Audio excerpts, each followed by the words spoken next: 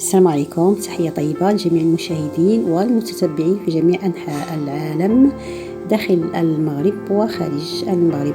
إن شاء الله غنشارك معكم وصفة معروفة هنا في المغرب، وصفة رائعة كتجي لذيذة وكتقدم في الربيع، وكذلك احنا في فصل الشتاء، وصفة شتوية ربيعية.